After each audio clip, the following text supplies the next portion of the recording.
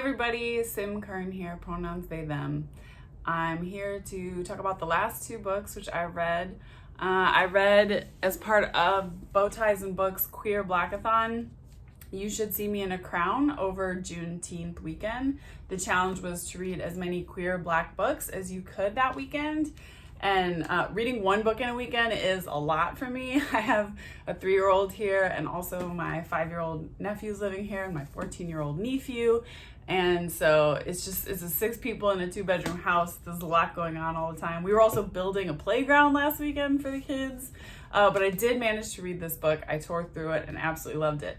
I'm going to talk about the book I read before that. I read it the week before I read this one, which was Felix Ever After, because I think these books pair beautifully, and it was a really fun experience reading both of them in a row and seeing some of this kind of same things I loved in both of them.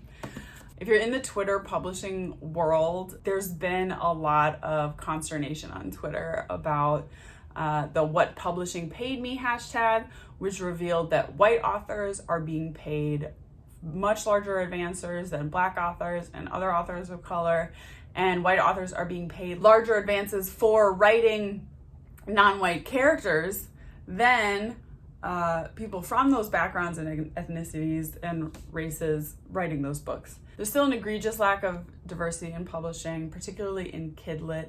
Things are getting better, but incrementally. And so publishing has a long way to go in order to become anti-racist and truly reflect the diversity of people and authors that we have in this country. That being said, it was really wonderful to read 2 Black queer books because that are both YA romances with happily ever after stories. Because thinking back 10 years ago when I started teaching middle school and started reading a lot of YA, there weren't any books being published like this. All the queer books that were being published at that time were by white authors. All of the Black books being published at the time in YA, both Black and queer books, would be published as niche market books, often by small presses. They wouldn't, be big, gorgeous hardcovers out from, the big 5 presses. They wouldn't be hitting the top of the bestseller charts. And it's really wonderful to see the progress that has happened. Of course, there's still a really long way to go to make sure that there's equity in publishing in terms of pay, in terms of representation, in terms of the marketing budget that these books are given. This also made me reflect about all the books that I read as a kid. I grew up in an overwhelmingly white community. All of the books that I read as a kid, for the most part, were about white characters. If I was reading a story as a kid with a Black main character, it was usually because it was probably assigned to me in school, and it was a story about the civil rights struggle, something like, Watson's Go to Birmingham. Not that that's not a great book, but when you don't get to read as a kid books about Black people just living their lives and finding romance and having friendships and navigating teenhood, that definitely instills in you a story that those stories don't matter. I really think it's important that young white kids read these books. And if you grew up not reading white YA because it wasn't available or you weren't interested or it was, just never put in front of you as a child, go back and read it now. You can do anti-racist work on yourself, I think, by reading queer Black YA. I think that that's really important. And I think everyone should read these books because they're delightful reads. These were so fun. I read both of them, in a 36-hour period from when I started the book to when I finished it. Both of these books, obviously the main character is Black and the white characters are all sidekicks. And of course, if you're a person of color growing up in the US, the majority of movies or books you've ever consumed about people of your race, they were probably playing a sidekick to a white character, just statistically speaking. And I think white people very rarely, comparatively, read stories where all the white characters are sidekicks. And I think that that's really an important type of story for white people to read a lot of. Usually in books about white people that deal with race, there are 2 types of characters. There's racist white villains and white saviors, and nothing in between. And this is why when white people come into Black Lives Matter organizing spaces, they often have problematic behaviors like trying to co-opt the movement, speaking over people of color, kind of trying to take control, centering their own feelings in a struggle that's not about them, because we've only seen those two narratives of savior and villain. And so white people show up to a civil rights movement thinking, okay, how do I be the savior? When no one's really asking for that. So it was great to read two books with white sidekicks, and there were really three types of white characters in both of these books, or in one of them that's a non-Black, there's a Latinx character who kind of fulfills one of these roles. There's no white saviors in these stories. There are definitely white villains in both of these books. Racist, not interested in working on themselves, white people. And there's a lot of white people like that in the world, and so it makes sense that they were reflected in these stories. But there's also white allies in these stories. So in You Should See Me in a Crown, there's Mac, who is Liz's romantic interest, and from the moment she comes on screen, she's acting as an ally. She shuts down the racist white villain. It's a really nice example of like white nonsense roundup.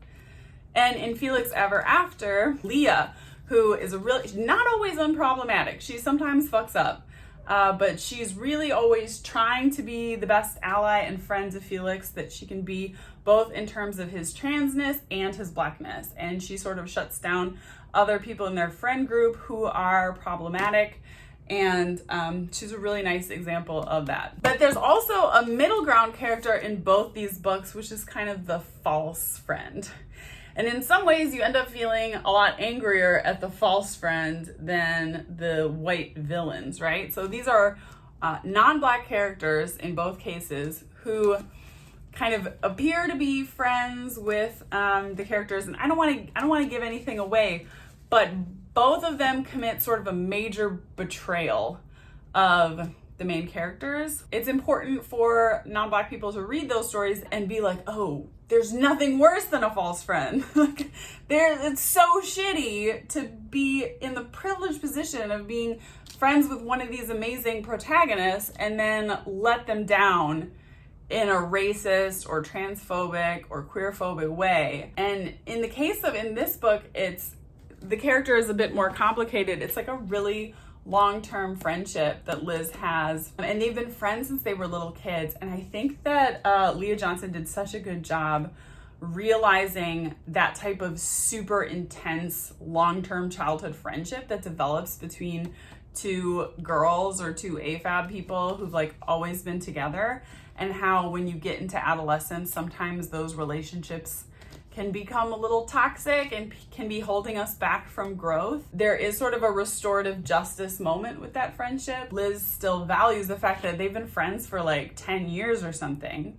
And that's not something that's easily just like thrown away, like, oh, my friend is fucked up and problematic, and so like I'm cutting you out of my life completely. Like, it's never that cut and dry when you've been friends with someone for that long. And I don't think you have to have that. Like the hate you give, right? The white friend betrays the main character and she decides not to forgive her, and that's super valid. And those books should also exist. Like, white people should know that like our friendship with people of color is conditional, and if we fuck up and betray them, then if we're not there for their struggle, they're absolutely warranted in like walking away from us. I mean, obviously the element of race wasn't involved in this with me, but like someone who was living as a girl and repressing my transness and my queerness, and then having super close female friends, that was like a really intense relationship that was sometimes toxic. And like Liz and her friend in this book, we were able to kind of grow past that, grow into our queer selves, and like maintain those friendships to this day. And I love the messiness of that, and that Leah Johnson captured that in this book. I suppose I should tell you about the plot of them.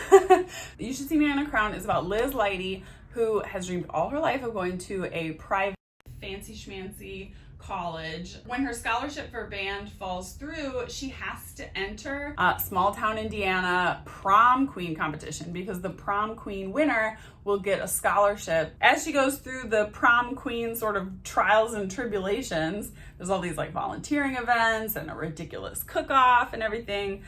She starts falling in love with one of her co-competitors, Mac, who is a very charming skateboard lesbian. And they have the most adorable romance, but Liz feels like she has to conceal her queerness and like tone down her blackness in order to win. So she's like slicking back her hair. She's wearing these like very kind of Karen outfits that one of her friends is picking out for her. And she's not feeling like she can bring her full identity to the prom competition. I don't want to give too much away, but like the whole beauty queen trope is subverted in a really satisfying way. This book ends up being super, super satisfying, super joyful ending. And like I said, I especially liked like the messy relationships between teen girls. I think that was really well realized. There's also a really powerful subplot of Liz's brother having sickle cell and her mother having died of sickle cell. Moving read. I cried a bit at the end. I definitely recommend it. And then Felix Ever After is about Felix, who is a young trans guy, fancy schmancy New York City art school. He has a very diverse group of friends that go there. At the beginning of the book, he walks into school and finds that someone has posted up old pictures of him pre-transition with his dead name as like a gallery around the school in order to shame him for his transness and out him and dead name him, which if you're trans or if you know people who are trans, like, you know, that's like a terrible betrayal. It's extremely violating. And so he goes on sort of a cyber sleuthing mystery to try to catfish whoever did this to him. But in the process, things get really messy. As he's kind of going on that journey, though, he's finding out more about himself. His last name is Love, Felix Love, and even though he's never been in love and he feels like maybe he's not capable or worthy of love because being Black and trans and queer is like too many different identities. Again, one of the relationships I loved in this book was one of the messiest ones, which was one of the romance interests. He kind of goes down this road and then him and the other guy are realizing like, oh, this just like isn't working out. They realize that like their reasons for liking each other are kind of toxic, and very sort of mutually they just agree like, this isn't feeling right, this isn't working out. And I don't see that kind of relationship sort of play out in literature very much, and I thought that was really carefully realized and really well done by Case and Calendar. Even though I'm in my 30s, like mid-30s, right there with Felix on a lot of these things because I'm a baby trans. I've only been out for not even 2 years. Some of the stuff that Felix is dealing with, like just the stings of being misgendered, having your past used against you, worrying about what your family feels about it all, and why can't my family just like get more on board? All of those things felt very real, immediate problems to me in my life. And so I just absolutely felt like this book was food. Like, it was like nourishment. I needed to read this. It's so wonderful that more trans stories are being published and that more stories about young trans people are being published. Joyful stories with happily ever afters that aren't about the, you know, the trauma or the, you know, the pathologizing transness. That's really wonderful to see. And so I will be recommending Felix Ever After to everyone I know who's trans, because I just think it's such a beautiful, joyful book and such like it's like medicine in these transphobic times. I read this the week that J.K. Rowling posted her essay on transphobia, and this was like the antidote that I needed. So that's my Queer Blackathon wrap up. I will definitely be continuing to read queer Black books, not just this month of June, not just this weekend of Juneteenth. I'm trying to get through some nonfiction this year because I feel so ignorant with everything going on. I'm trying to stagger reading a fiction and then a nonfiction book. I really prefer reading fiction, but I'm really trying to force myself and learn to read more nonfiction. So yeah, thanks for joining me today, and I'll see you next time. Bye.